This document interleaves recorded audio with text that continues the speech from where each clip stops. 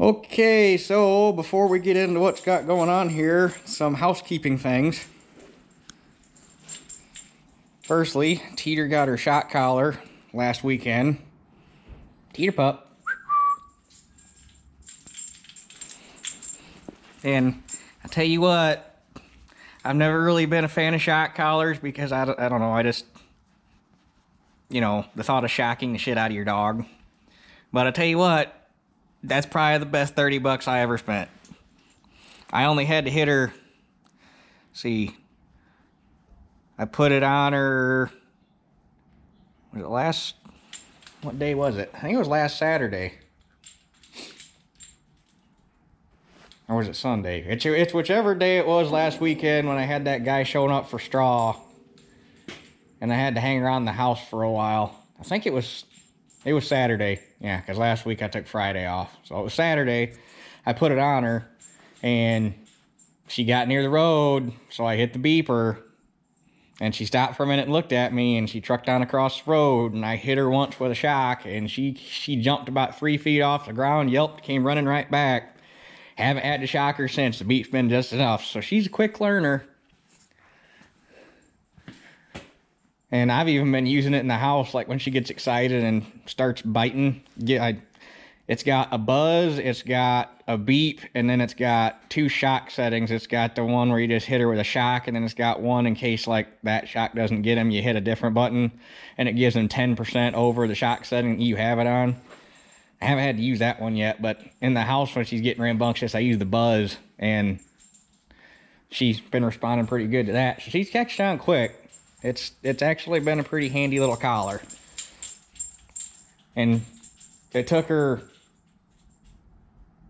actually, so for some reason, she doesn't mind having that on as bad as she minds having a regular collar. Like a regular collar, she fights me putting it on her. That one, I don't know if it's because she's scared of it or what, but I'll put it right on her and then she doesn't even care. So either way, we got that going. And then we got 2 things of good news this week. Or maybe it was last weekend and I just forgot, but firstly, we found out, or the place where we go to see fireworks every year had their the town we go to see our fireworks every year had their press release that they have decided that they are having the fireworks again this year after they got canceled last year because screw the government and whatever the hell they say. This is America and we're celebrating the 4th of fucking July. And also, our town got approval to have our 4th of July parade / tractor and car show and lunch thing at the Legion. So, last year I didn't mention anything about it because we weren't sure if we were going to have it, but this year we got enough notice that we're sure we're going to have it. So when the time comes closer, if anybody's interested in that, I'll get the details out if anybody wants to come watch or bring anything. We like tractors, old cars. We've had people bring horses. We've had kids on like or like dirt bikes and stuff riding around. As long as it's safe and everybody, don't do anything stupid. We'd like to get some. It'd be cool to get get somebody to bring some old semis. Get some people to bring some old semis, or even if you got like a show truck, a show semi, or even a show pickup, or. It'd be nice to get it bigger. So if anybody's interested in knowing anything about that, as the time gets closer, it happens on the 4th of July. If anybody is interested in that, when the time comes, I'll put more information out about it. But that's still, 3 months out, so we got time to plan. But anyway, today, this little guy, Junkyard Special here, is going to go up where my 66 is at. Going to get my 66 out of the barn. Run that over, grab the planter, bring it over here. And I was going to bring the planter and the drill over here today, but then I just checked the weather here a little bit ago. Now they're calling for a pretty good chance of rain Saturday. So I don't want to get them both over here and then have to have the drill or the planter, whichever one I work on first, or whichever one I would have worked on first. I don't want anything sitting out in the rain. So I'm just going to bring the planter over here for now. I think that's what I got closest to the door. I'm going to bring over whatever I got closest to the door. And get that gone through tomorrow after work. I might have a little time to work on it today, but by the time I get all the shuffling around. So yeah, that's where we're at as of right now. We're gonna get junkyard special here warming up. I'm gonna go get the barn open. Hopefully the 1-ton will start. We put a different battery, or we put a battery in it, but that was been a month ago. So Dad got a solar maintainer for up there, but I don't think he's got it in yet. But anyway, yeah, we're gonna get rolling here. I guess I didn't need to put that split in there. I could have just jumped out here and started it because, you know, cold start things. Except we run the manifold heater because cold starts are dumb.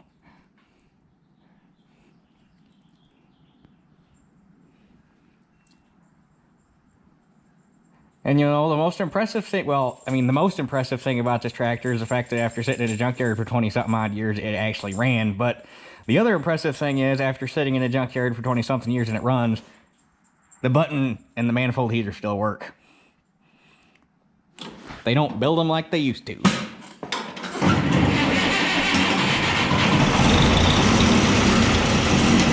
We never had the starter rebuild either.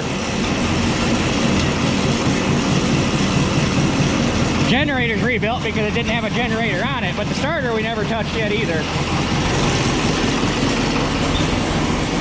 Okay, the moment of truth. If this thing doesn't start, I'm gonna be a little irked, to say the least.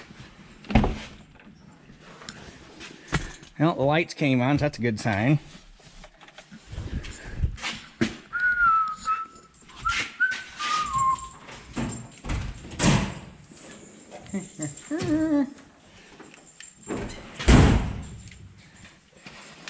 Okay, baby, you gonna be a good girl? Oh yeah. Oops. And now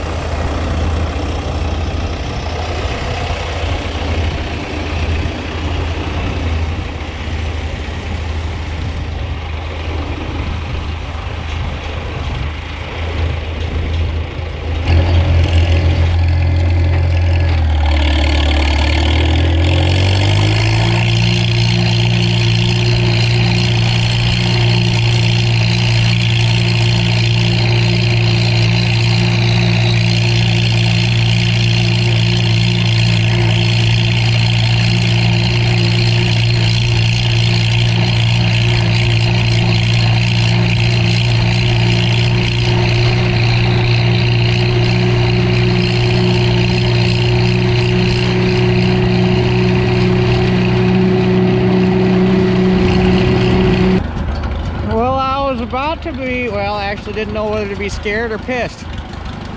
Right after I cut the camera out there, heading over here, damn thing dropped the cylinder. It's like, what the hell? So I turned around, headed back to the house. It got worse, so I idled it down because I didn't know what the hell was going on. Cylinder came back, revved it back up, it was fine. Got about another 50 yards down the road, it dropped the cylinder again. So since it was intermittent, because at first I thought, oh shit, I don't know, did I have like a rocker arm come loose or something and it quit opening and closing the valves, or do we have some issue there? Because this is our first excursion since putting the head on, so this is the furthest I've drove it. And so got it back to the house. It's like, well, first things first, I'm gonna check the plugs. Sure as shit, number 4 was fouled real bad. It's like, well, what the hell? I haven't ran the thing long enough to oil foul it. So I cleaned the plug, put it back in, checked the other 3. They were bone dry. They were burning good. Like, well, this is interesting. So I popped the cap off, and the rotor looked good. Flipped the cap over. The electrodes inside the cap were all covered in blue fuzzy shit. And number 4 was the worst one. So I was like, the thing was either getting very weak or intermittent sparks. So hopefully cured that problem. And I forgot. Right after I got, actually it was the weekend after I got the head on, I broke down and bought new front tires for it. It had Firestones on it, and I bought Carlisle's, and I'm glad I did, because I really like, once I got them on here, I really like these tires. They're still 515s, or yeah, 515s, but the footprint is like an inch wider than the Firestones were.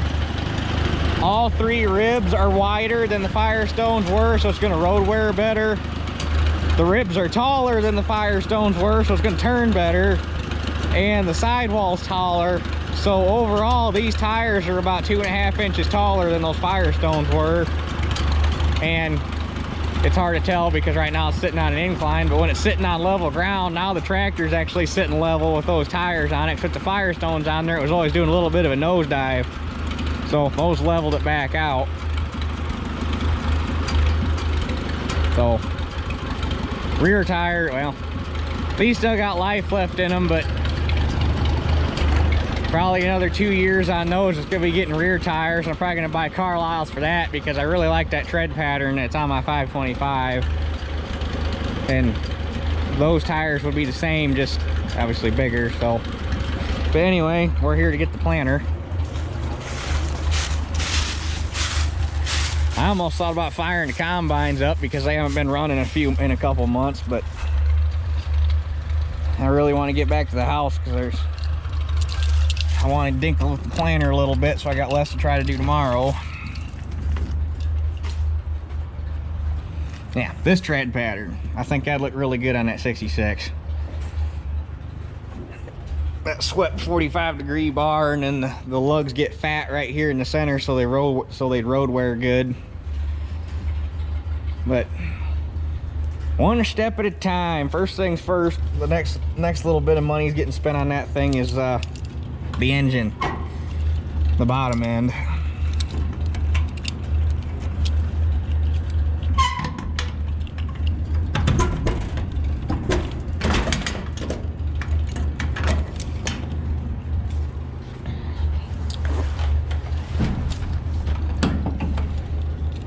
And I haven't decided yet because I don't necessarily have to find a 66 block for it. A block out of a Super 55 or a 550 work too, but I don't know if I want to try to find a 66 block so that the date code is closer to right. I mean, I don't know how. I'm not looking for a numbers correct tractor. I want a good user. So you just got to kind of decide how far you want to take it, really.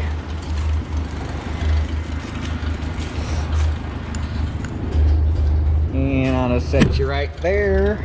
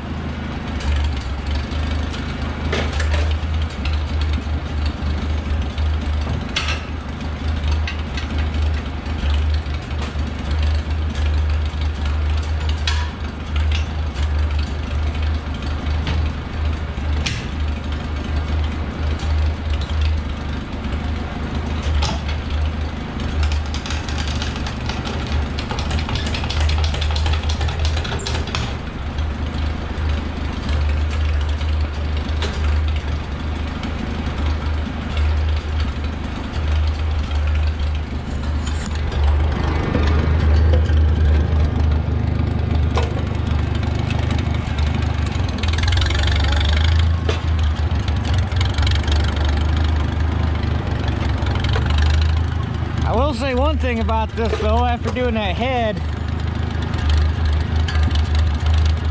I mean, it probably isn't obvious on camera, but I've had this thing so long, it's like having a different tractor. The exhaust note's a little different, the engine acts different. That was definitely a step in the right direction. Like I said, when I rebuilt, or when I got the head done, I want to get this thing over to Morley's this summer and get it on their dyno and do a before run on it and see where we're at horsepower wise, because it was dynoing at 35.5 horse with, what did I say those pistons were, 3 5/8, I think. And I'm going to put the 3 3/4 kit in it, which is probably going to get it closer to 40. Just speculation, but I'm not 100% sure. So I don't know if that extra 1/8 inch will be enough to get you 5 more horse out of it or not, but it'd be close. But anyway, get the barn closed up here and head on back to the house. And we're back. Teeter. Teeter, what are you doing? That other ear's finally standing up. She doesn't look so goofy now. But anyway, the only thing I got to do to this as far as maintenance goes, because I'll probably go over and grease it one more time, but I greased it before I put it away. But the only thing I gotta really do, oh, she's getting a little close to the road.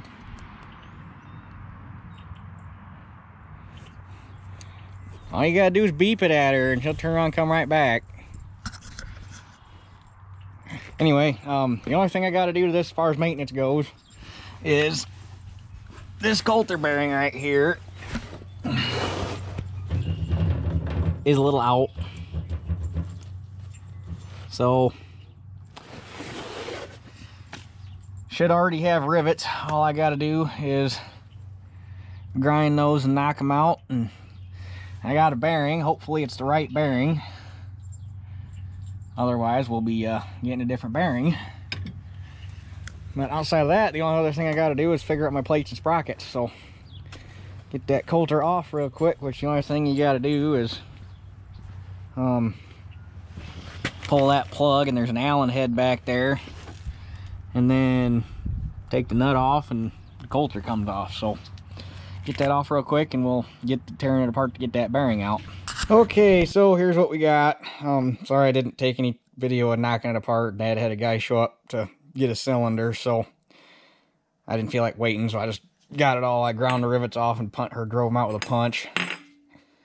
But so you obviously got your bearing retainer that goes on the back, the coulter, the dust cap, the old bearing, and the new bearing. And the old bearing has a extended inner race that gives you that spacer there. The new bearing obviously does not have that, so when you order them, it comes up on the AGCO website to use a spacer with it, and you stack that spacer on there and that makes them the same height. So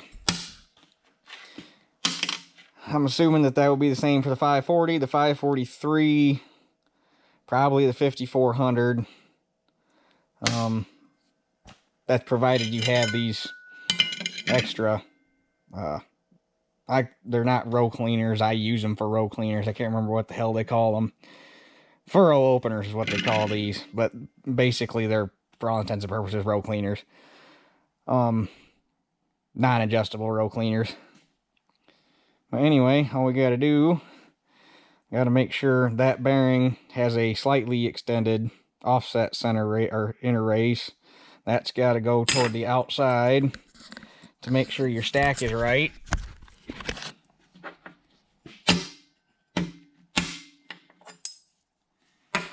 And then your coulter goes on, and then your cap, and then rivet, That's not a whole lot of rivet. I'm gonna have to get some longer ones. We got longer ones. I was just hoping to not have to use them because they're longer enough that I'd have to cut some off of them. Okay, so I ground down a bunch of rivets to the right size. I try to get the initial set here in the press, and then I'll finish peening them over with a hammer. But this makes life a little easier trying to keep everything clamped down. So kind of hard to see, but it's also kind of a small target.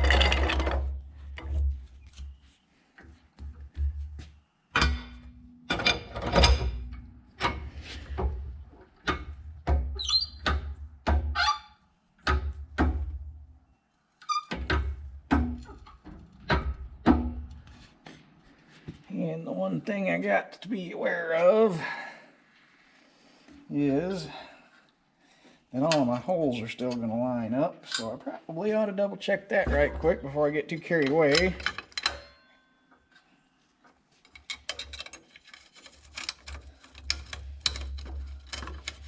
Drop one more rivet in there somewheres.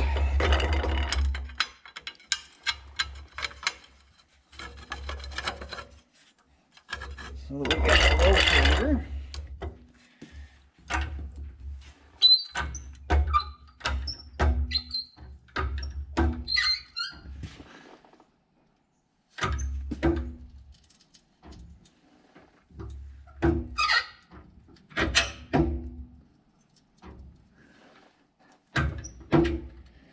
And also, when you're doing these things, it's very important you put the bolt in before you do all this, because that's a trapped bolt. Once your rivets are set, you're done. Shoot. I don't even think I'm going to have to finish that off with a hammer. That's set real nice, so probably just do them all in the press. Well, all in all, that wasn't too bad. Normally, if they don't set all the way, you take the peen end of a ball peen hammer and you peen them over flatter, but shit.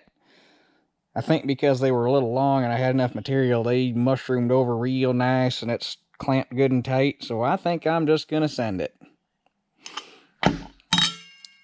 But anyway, all I got to do is slap that sucker back on the planter and should be good to go. So I guess we'll catch you guys tomorrow when I do a very short, abbreviated, at least in the video part, of calibrating the planter and getting my plates figured out. So we will catch you guys tomorrow afternoon, hopefully before the rain hits. Alrighty, well, it's calibration time. Got all three of my different corn hybrids up here. Got a couple sets of plates, because those are pretty much, no matter what I run, those always end up seeming to be the two go-to sets. Got my box of sprockets. Planter's ready to go. Just got to put some plate. Well, first I got to figure out which plates are going to fit what the best. Those are round plates. I got one. This hybrid's in medium flat, but unfortunately, I'll have to obviously get the bag open and see how small the seed actually is, but 48-pound flats are going to be a pretty small seed, and I do not have a small flat seed plate. So we're going to go with a round plate, and generally I've never had any issues doing it. We'll see how well it fits, but go from there. But anyway, I got a guy that wants to come get straw here, and I need to be heading back to the house real quick to get him loaded up. So I had time to get everything around, but I got to go back there, get him loaded. We'll come back and we'll get on this and hopefully get it done and get the planter back before dark and before we start getting rain down. All right, well, that worked out pretty good. Get rid of 25 more bales of straw, so probably got a little less than 50 left, maybe. Yeah, probably right around 50. So I just need to get rid of them and get the loft cleaned out so we're ready to rock and roll come July. So we got a little bit of time left, but anyway, I got plates, I think, figured out. It appears that I'm going to be able to run the same plates on all three hybrids. It'll just be a matter of if I can run the same sprockets, because since you buy plated seed, or can't buy plated seed anymore, it's all just gonna depend on how the seed flows through the seed plates as to the sprockets you gotta use, because you're gonna get skips and doubles, and you just kind of gotta, in this day and age, with the seed that you can buy with a plate planter, you're pretty much just fudging it for all intents and purposes. But I got seed in all 4 hoppers, so I can make 4 reps in 1 pass, and all I gotta do is get the planter off the transport lock, and we should be good to make a pass.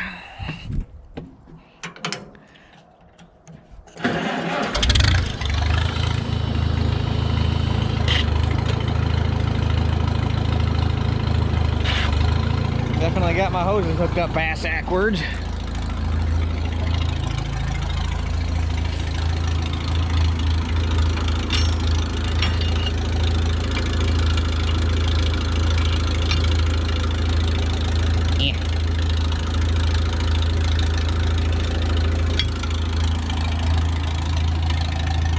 Alrighty.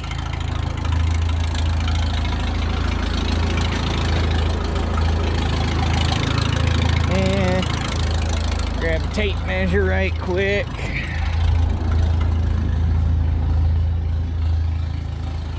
Hopefully this goes quick. This should be, it should be right for this LG hybrid, because it was the same setup I ran last year, so it should be close enough. The other two, it'd be really nice if I just run the same setup, because it makes life that much easier, but it doesn't always work out that way.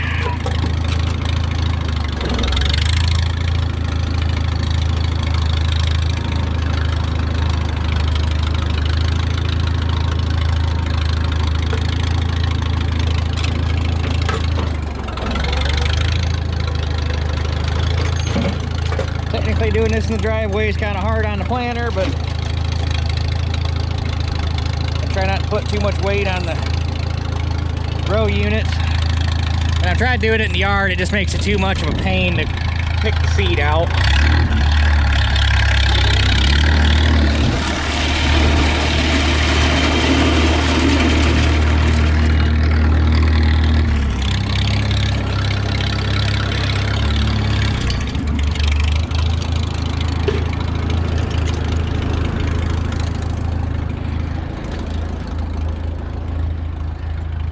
Dang.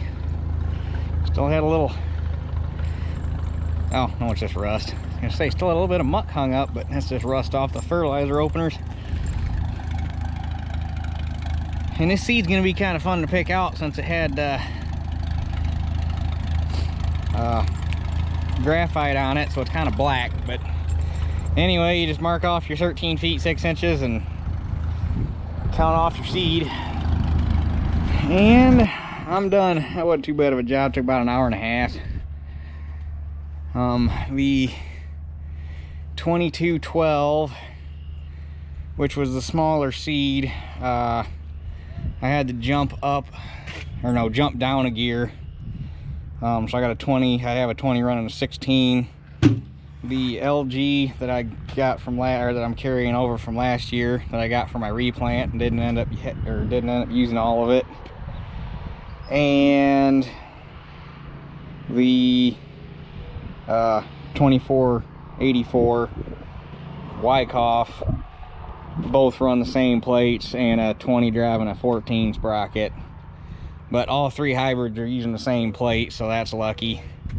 All I gotta do is jump when I go to switch over, or when I go to switch to that 2212, I just gotta jump the chain over. So, but I misspoke earlier. It's not 13.5 foot. 13.5 foot, I'm pretty sure, if I remember right, is the I'm not trying to remember what the hell 13.5 foot is, but either way, it's for a 30-inch row, it's 17.5 feet, or 17 feet 5 inches, but 17.5 feet. You measure off and then count your seeds in there, multiply it by 1,000, and that gives you your theoretical population. So hang on here. All right, where was I? Gross bait or correction on my measuring distance. Plates are all the same on all three. Changing the sprockets, I covered that. This is why I hate getting interrupted. I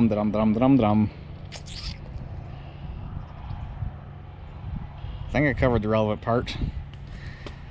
But hopefully, with any luck at all, it's gonna be this old girl's last year. At least for full-time duty. I might leave it set up for planting on the muck, just so that I can run light,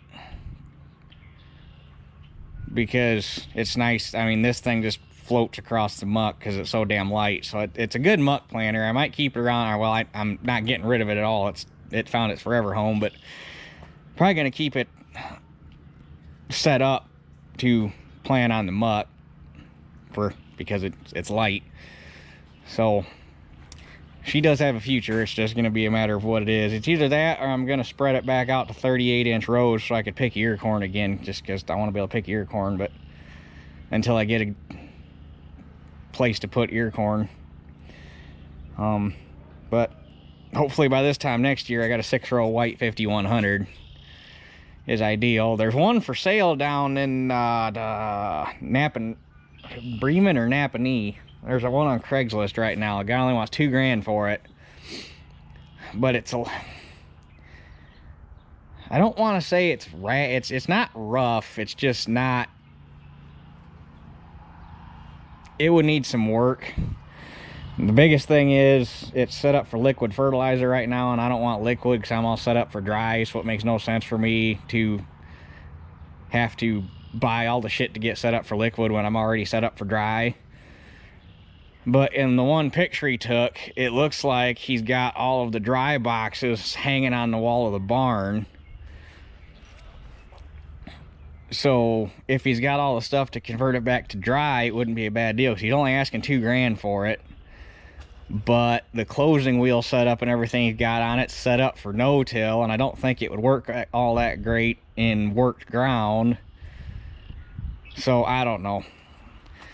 I mean, at $2,000 for a 6-row 5100 is a deal. I mean, but on the other hand, you could pick up a really nice, pristine, hook onto it and go 5100 white for between $3,000 and $4,000 all day long, and it's just hook up and go.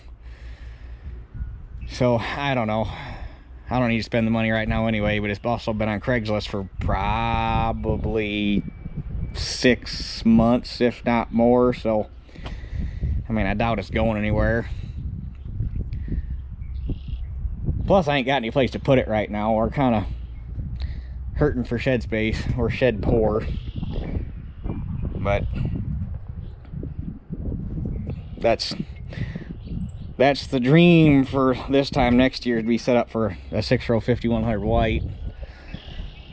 And we got the hubs to be able to run axle duals on the 1800, because a fully loaded 6-row wouldn't pull all that hard, but she's gonna be freaking tongue heavy pulling the hills and stuff we got. So need to get hub. Well, we got the dual hubs for the 1800, but you'd think as many 18-434s as there were from like 1960 all the way up into the 80s, finding a 16x34 full offset dual rim would not be hard, but it is impossible. You can find 15x34s, you cannot find 16x34s, and you can mount an 18-4 on a 15-inch rim, but the tires get taller because it sucks the sidewall in, and then your tires don't match. And we've already got a brand new set of matching 23 degree sats like what's on the 1800, because Dad bought 4 of them when he put the ones on the 1800 with the intent that we were going to find a set of dual rims for it. So we've already got the tires, just need to find the damn rims, and it's getting to be, it's proving to be impossible, because I've been looking for 2 years. But the 1800 will still be the planting tractor, but it's going to get duals to pull the 6-row, just for traction and flotation purposes. But anyway, all I got left to do on this thing is get the fertilizer tubes hooked up. And I also noticed while I was dinking around with it, I got some busted lock washers on the axle bolts for the pivot bolts for the fertilizer opener, so probably ought to replace those before those bolts walk out and I lose an opener, because that would be ugly. And other than that, she is ready to rock and roll. And I gotta obviously get the corn out of it, because I don't want that sitting in there till we need it. But yeah, so I'm gonna get the corn out of there, replace some lock washers real quick, get her all buttoned back up, and get it back to the barn before I run out of daylight. So I guess with that being said, I got a phone call about an hour ago from Helena that my clover seed came in, and it sounded like they're going to be open tomorrow, despite the fact that it's supposed to rain. But that's going to work out pretty good, because if I can shimmy on down there in the morning and get the fertilizer spreader loaded, even if I'm spreading in a little bit of rain, get the urea and that clover seed spread on the wheat, and then we're done babysitting that till it's time to cut it. So hopefully get that done tomorrow, and then Sunday it's supposed to be nice and not raining. We'll get the drill over here and go through it. So that is your 3-day outlook. So that's it for this one. We'll catch you guys on the next one.